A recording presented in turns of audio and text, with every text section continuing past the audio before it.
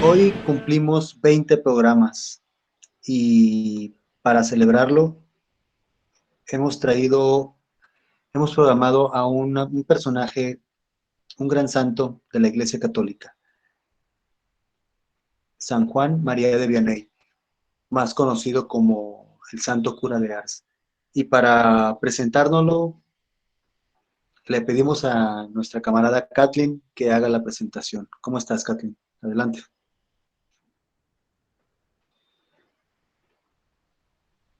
Bien, gracias. Sí, comenzaremos con entonces el Santo Cura de Ars. Eh, Él nació como campesino en Francia, con sus padres muy cristianos, eran pobres, y él nació el 8 de mayo de 1786. Él, en cuanto nació, fue bautizado. Él comenzó a estudiar poco catecismo. A los 9 años no tenía mucho conocimiento, pero a los 11 años recibió los sacramentos, recibió la penitencia y la Eucaristía.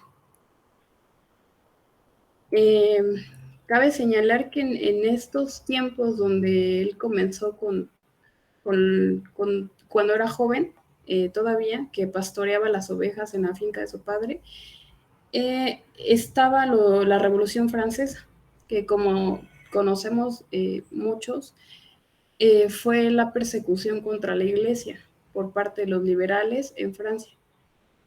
Entonces, en ese tiempo era ilegal que los católicos asistieran a misa, y sus padres viajaban por largas distancias cada domingo para poder asistir a la misa en secreto.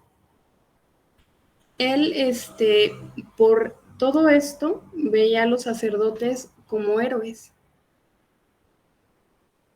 debido a que aunque lo prohibieran, siempre ellos trataban de cumplir con su deber.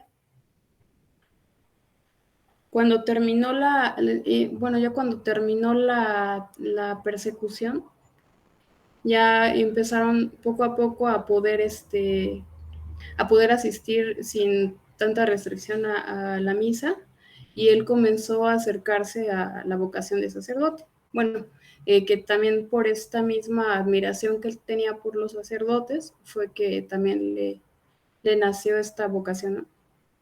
¿Qué más?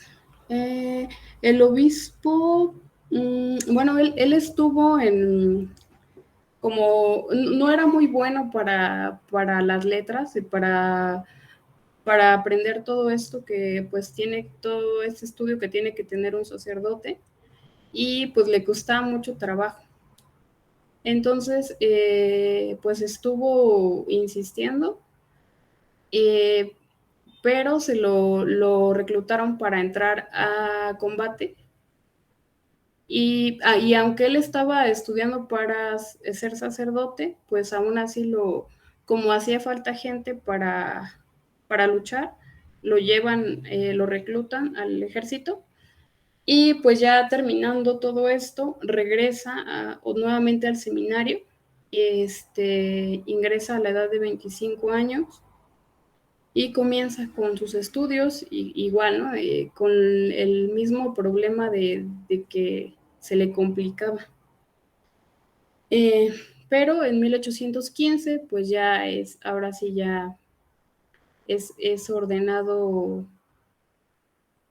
sacerdote. Bueno, primero fue diácono, y ya después no querían los superiores eh, que fuera sacerdote, porque por lo mismo de que se le complicaba mucho, y querían siempre, bueno, en la historia de toda la iglesia siempre se ha querido a los mejores hombres como sacerdotes, a los hombres más estudiados, a los hombres mejores para Dios, porque realmente estos hombres ofrecen su vida a Dios. Entonces, él, después de hablar con el superior, con el obispo, él le pregunta que si ama a María, Y él le dice que sí, la ama más que nadie. Y le pregunta también que si él sabe rezar el rosario. Y le dice sí, con más unción y mejor que ningún otro.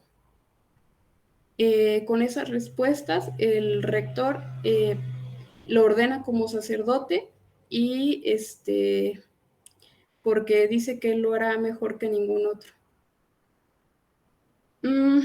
Posteriormente, a él lo mandan a una parroquia de Ars en Francia. Se decía que esta parroquia, bueno, más bien esta parroquia era la gente que estaba ahí, faltaba mucho a misa, eh, había mucha blasfemia, había odios, había poca santidad. Entonces, cuando él llega, eh, empieza a cambiar mucho, porque él, pues, su santidad, su forma, su humildad, eh, pues toda la muestra que daba de entrega, fueron cambiando poco a poco a toda la gente que había ahí. Y pues aquí hay una de sus frases, ¿no? Que decía: para salvar a los pecadores, me quedaré en la tierra para toda la vida. Él ahorita lo vamos a ver un poquito más adelante, que pues estaba horas confesando gente, horas, más de lo normal que se podría decir. Una jornada laboral actualmente, pues él hasta el triple, ¿no? Y estaba confesando porque pues quería salvar almas. De hecho,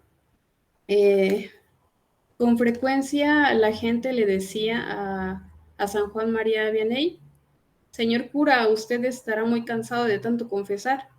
Y él respondía sonriendo: ya tendré tiempo de descansar en el cementerio. Y pues así pasaba. De hecho, a él también se le aparecía mucho el demonio. Y en una de todas sus apariciones le decía: tú me haces sufrir. Si hubiera 3 como tú en la tierra, mi reino sería destruido. Tú me has quitado más de 80,000 almas. Y de hecho, cuando la gente cuando había un pecador muy, muy fuerte y que era una persona muy mala, el demonio prácticamente se lo anunciaba, porque un día antes lo atacaba. Escuchaba ruidos raros, lo arrastraba y todo, y sonidos muy feos, ¿no? Y él decía que el demonio le anunciaba la llegada de grandes pecadores, y él aguantaba todo porque sabía que al otro día iba a salvar un alma que estaba muy alejada de Dios. Mm,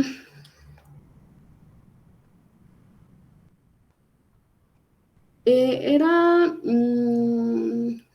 y pues aquí más, ¿no? De esto de que fue de los grandes confesores, eh, y que estaba horas atendiendo a la gente. En Arts acudían mucha gente, incluso en el frío invernal.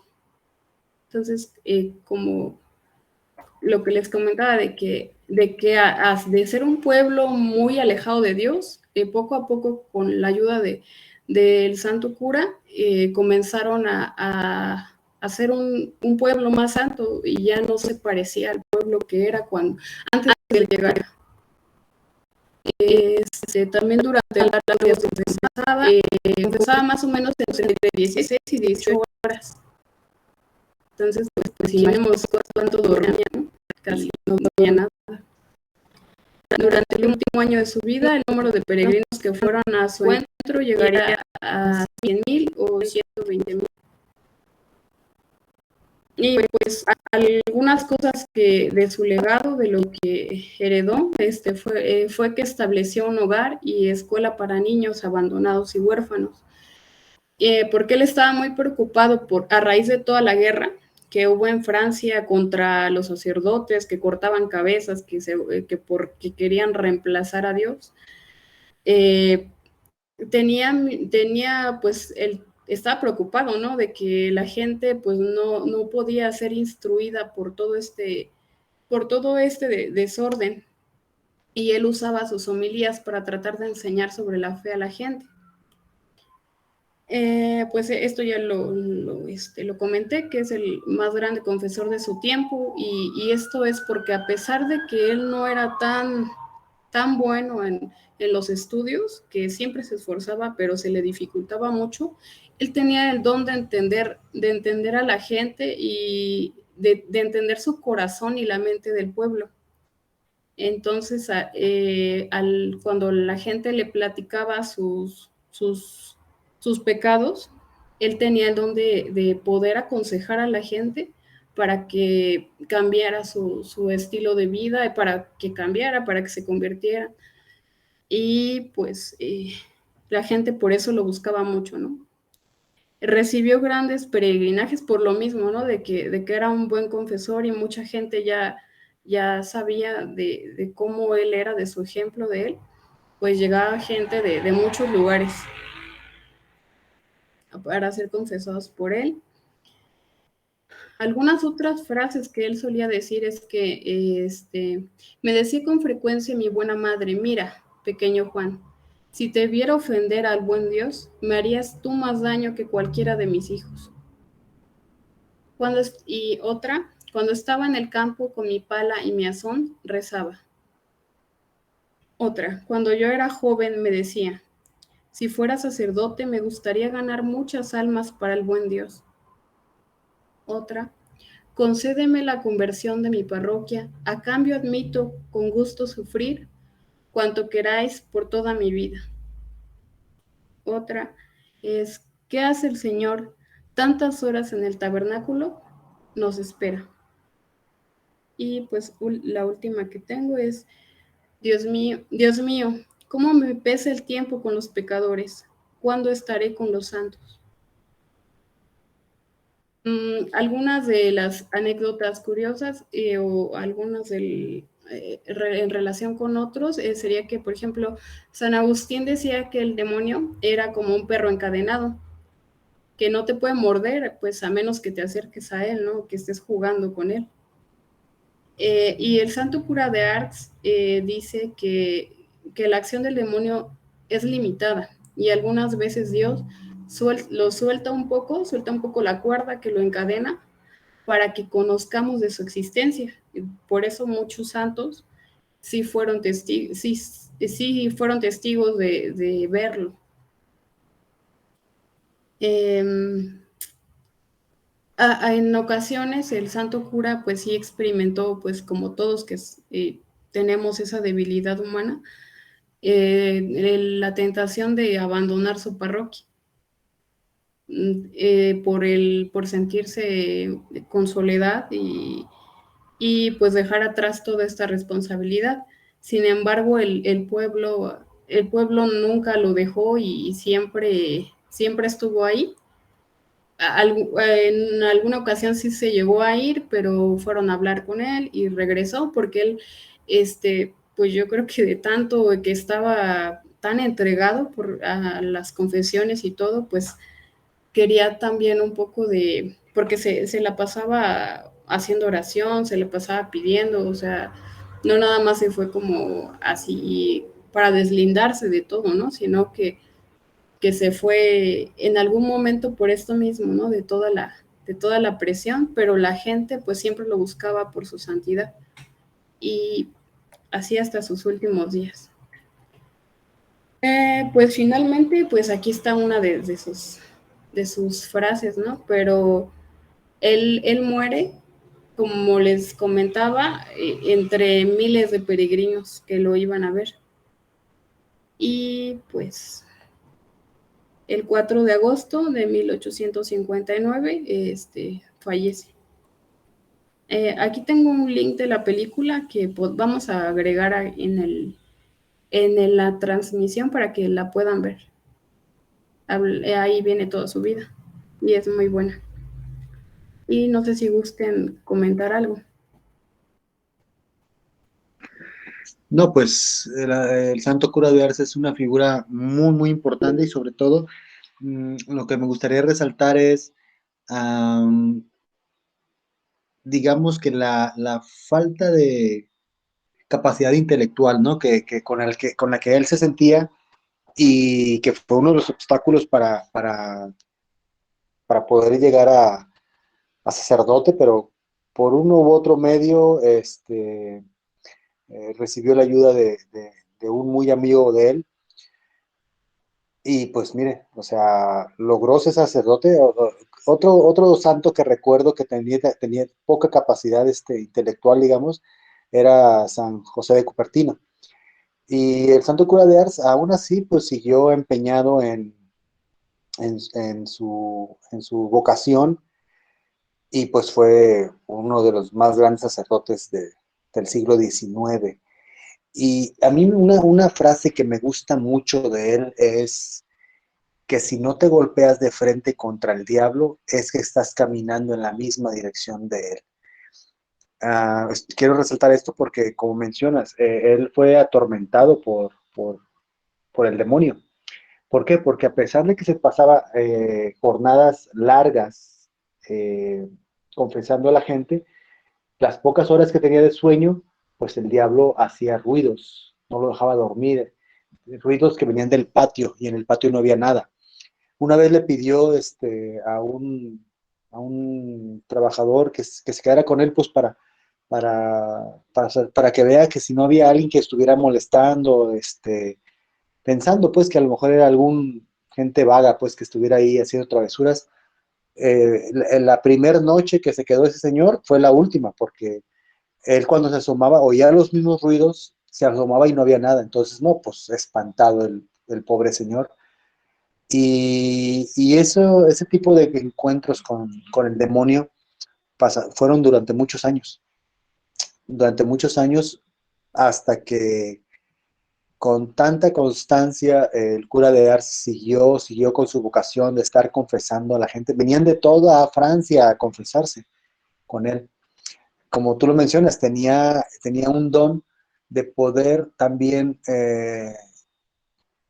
casi adivinar los pecados de las personas, casi conocer el corazón de las personas. Es un don que le dio Dios. Y aparte también tenía el don de la profecía. Entonces muchas de las cosas que él profetizó se cumplieron. Y pues el santo cura de Ars es el ejemplo de un gran sacerdote, ¿no? Un sacerdote encomendado hacia la salvación de las almas, porque cada alma que confiesas y que retoma la fe católica, pues es una alma que se convierte nuevamente a Dios. Entonces, muy, muy, muy bonita figura, muy bonito santo.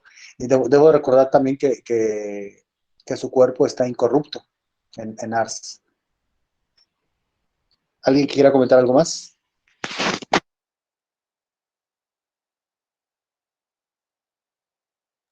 Me parece que Hedrix, ¿no? Que sí. Adelante, Felipe. Sí, sí, es correcto. En verdad hay muchas cosas que se pueden resaltar de su obra, de sus dichos, obviamente todo su legado, pues está en que pues pudo revertir en gran medida muchos de las desgracias que trajo la revolución masónica francesa, ¿no?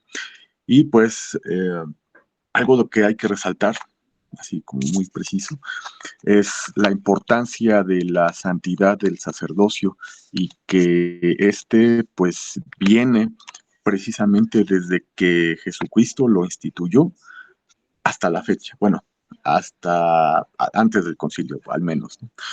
O sea, todavía sí hay padres que siguen ese ejemplo, que buscan, porque efectivamente sí en la tradición católica, en la Iglesia católica, está la impronta de Dios mismo, la voluntad de Dios. Y que es a través del mismo ministerio que se puede alcanzar la santidad, aunque pues obviamente hay otros, el mismo matrimonio, la misma vida, siguiendo bien los sacramentos y demás, y pues de ahí mis otras cuestiones, que es a través de la confesión, que por eso es que es un sacramento, porque efectivamente es un acto liberador a nivel espiritual real, que si no se ejerce, si se hace como actualmente se pretende, de que bueno, pues que todos comulguen y demás, saltándose el acto de contrición, saltándose el acto de fe, saltándose un montón de cosas, pues obviamente se estaría condenando a la gente pues a la oscuridad, ¿no? A la ignorancia y a la blasfemia, ¿no? Así de sencillo. Y que él le da esa gran importancia, pone así en una gran pedestal a lo que en verdad vale la pena, o sea, que es uno de los sacramentos, pues, porque no es solamente ir a contar chismes, ir a contar, no, sino que efectivamente es un acto de entrega y de que, pues, mira, Dios, esta es mi vida, estas son mis acciones, estos son mis pensamientos, etcétera. Y eso no sería posible sin que hubiera una parte escuchante adecuada, preparada, que sea, pues sí, que comparte esa santidad a través de pues, todo su estilo de vida, de su entrega, de sus votos y pues obviamente de pertenecer a la única iglesia de Dios, ¿no? Así de sencillo. Entre muchas otras cosas, lo digo porque pues es donde más le pretenden muchos protestantes y demás tirarle, ¿no? Pegarle al catolicismo, cuando no, o sea, es una gran parte fundamental, pues tanto el sacerdocio, esa sucesión que viene desde Jesucristo y obviamente pues los sacramentos, ¿no? O sea, sin los sacramentos pues, no vas a llegar muy lejos, ¿no? Así es. Sí, es correcto. En la plenitud de la fe católica es a través de sus sacramentos. Y bien decía el padre Loring, ¿no? Dios pudo haber eh, dicho que la confesión fuera en un muro, ¿no? Como los judíos, ¿no? Pero no, lo instituyó a través de un hombre. Es decir, es un hombre consagrado, pero que también que te comprende, en el cual tú puedes platicar tus miserias, ¿no? Y ese es el sacramento de la confesión, muy importante. Adelante, Kathleen. Sí, como lo comentan, es a veces con lo que se ataca a la iglesia, ¿no? De que es algo inventado, algo que los curas lo pusieron, pero realmente esto viene en la Biblia, ¿no? De que da el poder a los hombres de poder perdonar los pecados. Y esto nos da como, es es tan perfecto Dios que no solamente nos da algo intangible, algo invisible, de que nos está perdonando, ¿no? De decir, sí, tú dime tus pecados y te perdono, sino que es algo físico, es algo que podemos ver como la Eucaristía, ¿no? Esto de que nos confiesan y nos dicen que estamos absueltos, es algo físico que nosotros podemos ver, porque no nada más somos, ni somos materia nada más, ni somos nada más alma, ¿no? Somos un conjunto de las dos cosas y con la confesión, pues lo vemos muy claro, ¿no? Como en este momento en el que el sacerdote absuelve los pecados, en ese momento, pues estás perdonado. Y pues sí, él también recalcaba mucho el hecho de confesarte de la mejor manera, ¿no? De hacer un análisis de conciencia, de verdad arrepentirte y pues para ya cambiar tu estilo de vida, ¿no? Todo lo que has hecho mal, pues cambiarlo, porque ese es el verdadero arrepentimiento y pues aparte corregir, ¿no? Esos daños o cómo se podría decir, como remendar todo lo que hiciste, hacer algo para por todo el daño que hiciste. Entonces, pues sí es muy importante. De hecho, yo antes no veía la importancia de un sacerdote hasta después, ¿no? Que decía es que su vida de un sacerdote vale muchísimo más que cualquiera de nuestras vidas, porque con él se pueden salvar muchas almas. Y bueno, y también a veces con algunos que no están realmente con Dios, que siempre desde Jesucristo, ¿no? Digo, a él lo traicionó su propio discípulo. Digo, ahí ya podemos ver un ejemplo de que va a haber gente que traicione, pero dentro de la iglesia hay santos también, hay gente que a pesar de todo, pues va a hacer las cosas bien, ¿no? Y él es un ejemplo de un buen sacerdote y pues ojalá tuviéramos sacerdotes tan santos como él, ¿no? Como decía, o sea, con 3 sacerdotes que sean muy santos, con eso me destruyes.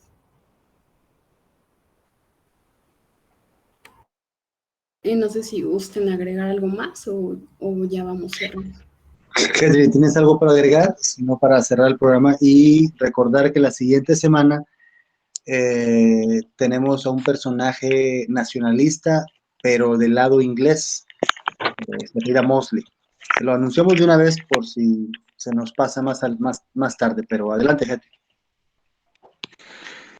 Pues sí, solamente igual no recalcar que, pues sí, la santidad de un buen sacerdocio, pues obviamente pues va a llevar a la iglesia pues a lo que debería de ser, ¿no? Para lo que fue institucionalizada o creada, ¿no? Por eso es la gran importancia de los enemigos de la iglesia, pues eso, ¿no? De infiltrarla, de pervertir sacerdotes, de poner falsos sacerdotes, de pues destruir a los fieles que quieren entrar al sacerdocio o que están apenas en los seminarios y pues obviamente ahí trastornarlos, convertirlos, vulnerarlos, espantarlos, pues para que ya no le sigan, ¿no? Así de sencillo. Pues por eso es que hay que orar por las vocaciones, porque pues, básicamente pues eso, ellos van a ser los siguientes, los que van a darle guía. Y dos, pues él es el santo cura de Ars, es el claro ejemplo de que el catolicismo es una religión efectivamente universal, lo que significa católico, ¿no?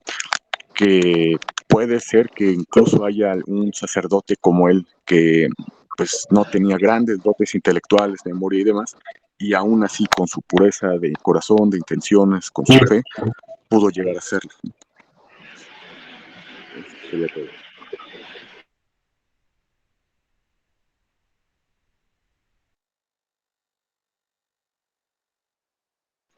Has tocado un punto muy importante. Esos últimos tiempos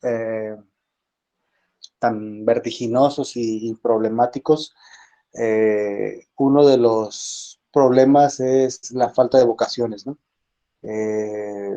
Digamos que mmm, el mundo, el mundo nos ha envuelto en una vorágine de narcocultura, de sexualización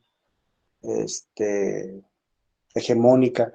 Entonces, las vocaciones es una de las grandes catástrofes que están sucediendo hoy en día.